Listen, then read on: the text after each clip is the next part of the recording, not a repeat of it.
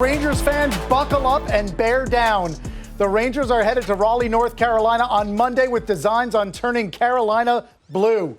Welcome inside our Delta MSG studios, John Giannone, Henrik Lundqvist, and Steve Valiquette. Rangers with an overwhelming performance in Game 6, and for the fourth time this postseason, they stare down and shut up any talk of elimination. This was one heck of a 60-minute performance. You talked about, Henrik, the lift the Rangers would feel from their home crowd, despite their coach labeling them fatigued after Game 5.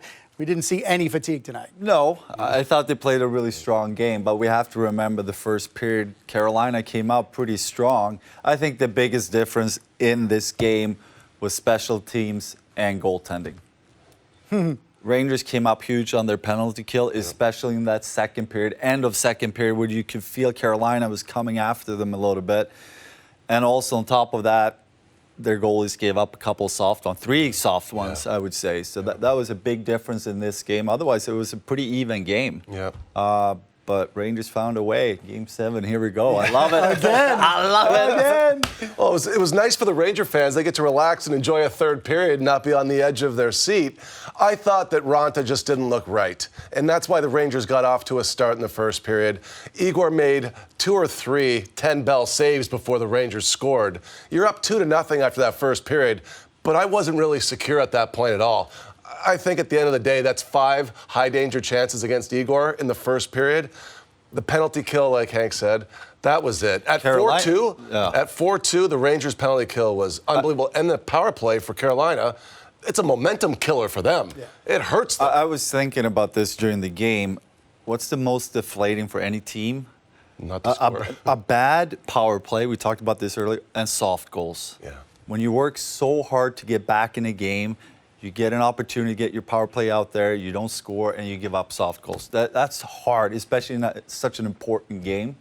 But you have to give Rangers credit. The way they played, especially second and third period. I thought the first period belonged to Carolina, but after that, they played much better. Yeah, it's such a capsule summary of the way Game 6 evolved at Madison Square Garden on this Saturday night.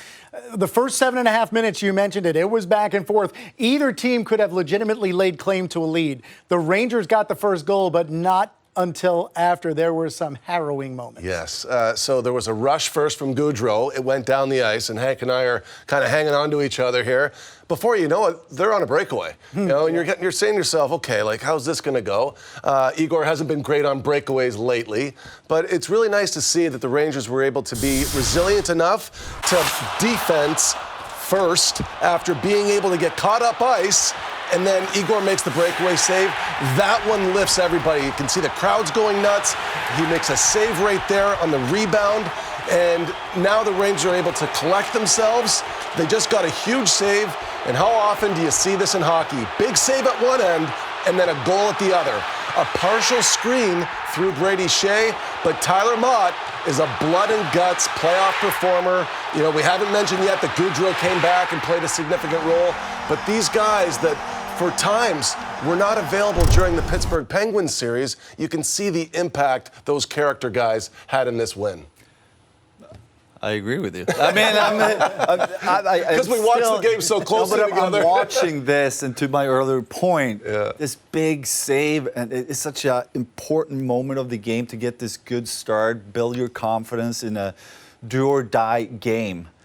Igor comes out big and make that save, and next shift you score, and it's so important to get that start in this type of game. Yeah, and you watch Tyler Motte take the puck 160 feet, gets the unassisted goal there. Rangers get on the scoreboard. Maybe the Rangers as a team and individually noticed that's a goal that probably shouldn't have gone in. So 2.5 minutes later, Rangers go on the power play. Mika Zibanejad scores a goal that probably shouldn't have gone in either. And at that point, they figured this was going to be a rough night for Raanta. Yeah, see, you're looking at the goalie, not just on the goals. You're looking at the shots on goal.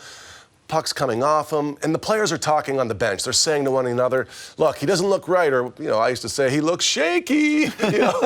You're having a little bit of fun with it, but at the same time, you know that when you have an opportunity to shoot it, you have to shoot it. Now, Mika is coming in on the peak on the power play here, but he's coming in off the rush. And you don't see a lot of rush plays on the power play. Now, first, there's the penalty. And, the stick comes up on Lafreniere from Smith, and that was one of 2 face-off penalties that we saw in the night, the other one going against Kreider. But the key play here for Mika is he clutches once, and you can see the drift. I'm reading this as if Raanta thinks the pass is going to go back towards Strome in the high slot, and you see Raanta get spread out, and then he's just in no man's land, and he gets locked stuck, his feet there. right? He could not react to a shot, and it looked like Mika was going to go around the net the way he was carrying the puck. Yeah. And then instead of, a lot of guys there, if they want to shoot it, they show the goalie that they're going to shoot it. Mika did not. He just flicked his stick. Like, it happened so quickly, and you could tell Raanta, when you look at his feet, they were set for a cross-ice pass and not square to the puck. Yeah. And that's why he couldn't. He ended up in the save. net on that play. Yeah. And listen, we talked a lot about Ranger fatigue, rightfully so, because their coach did as well. We also indicated at some point the other night, Steve, when Marty Biron was here, the potential for Antti Raanta to be feeling mental and physical fatigue. I mentioned it before the game. This was his 10th game in 21 days. He hadn't had that kind of workload in almost 5 years. With the pressure of maybe trying to lock it down and end the series, did we see that tonight? I think it's more of they know they haven't won on the road yet. Yeah. I think that's definitely a part of it. They come out and they do so many good things. If it wasn't for Igor, they would be up in this game, but they're not. And then they give up 2 soft goals. And also they know they haven't won on the road. That combination, I think, that was a tough pill to swallow for Hank, them. what do you think about Raanta?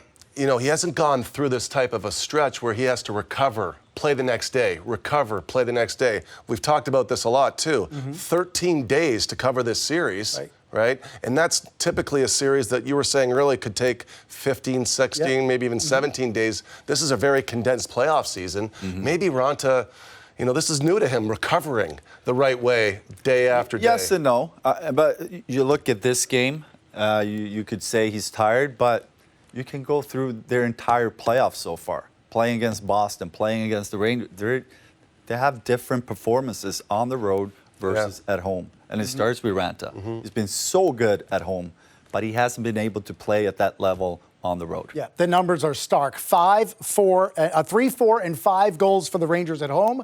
1, 0, and 1 goals in 3 games in Carolina. That's what they're going to face in Game 7. The Rangers took a 2-0 lead into the second period, and there was a span of about 4.5 minutes where Filip Chytil absolutely owned the game, scored twice, and could have probably had 2 more. This is another moment where I was grabbing Hank's suit. It's so tight, I can't really get a good grip.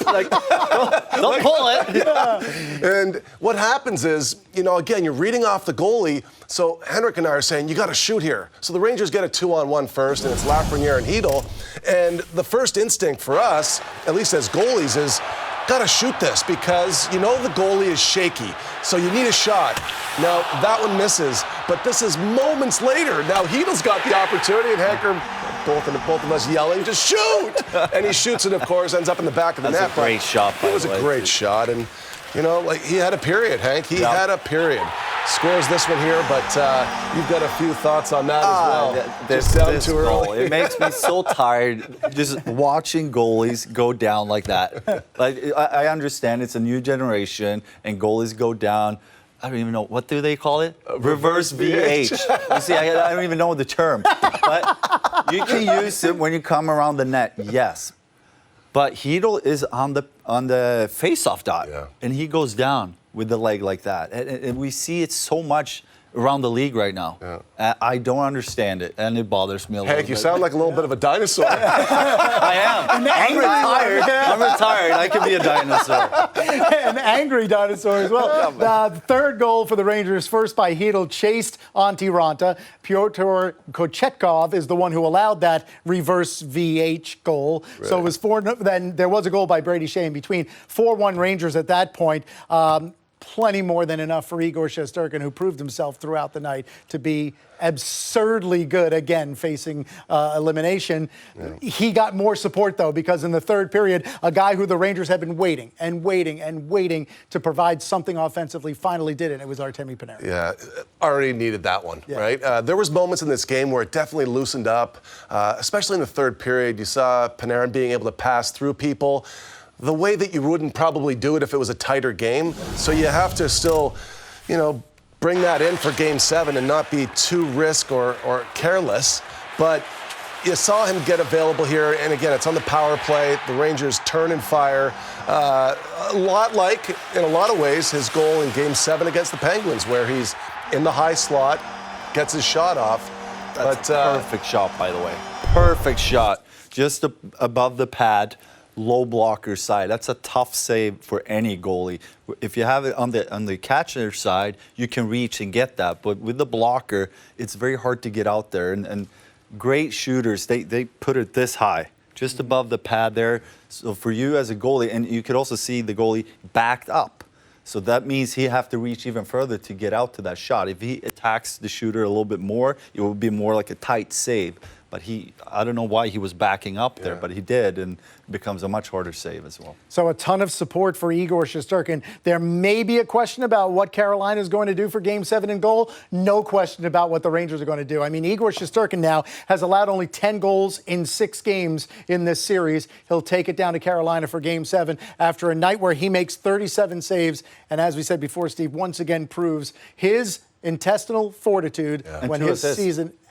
2 assists, 2 penalty minutes as well. From a guy who played 130 playoff games and had 1 assist. Look at how proud he is of his brethren in goal. I mean, it was quite the night on the stat sheet and otherwise for Igor Shesterkin. Yeah, look, Igor, what he did tonight was he sent belief to the bench and also to the crowd.